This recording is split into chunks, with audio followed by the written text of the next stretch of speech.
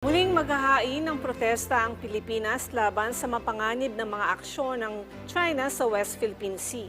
Ito ang sinabi ni Pangulong Ferdinand R. Marcos Jr. sa panayan ng media sa Melbourne, Australia bago umuwi ng Pilipinas. Sa kabila nito, sinabi naman ng Pangulo na ang pagkilos ng China ay hindi rason para i-invoke ang Mutual Defense Treaty sa Estados Unidos. Ayon sa Pangulo, patuloy na naaalarma ang Pilipinas sa mga agresibong pagkilos ng China laban sa mga tauhan ng Philippine Coast Guard.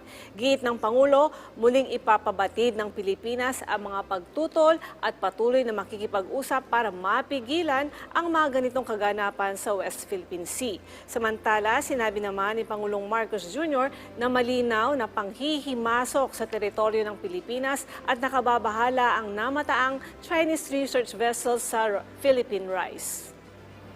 Once again, this is a clear intrusion into a Philippine maritime territory. And it is a matter, as usual, of great concern.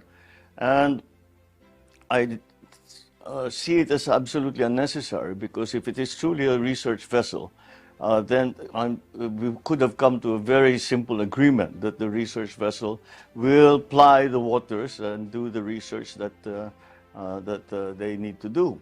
However, there is a suspicion that they are not only research vessels. So, again, this is a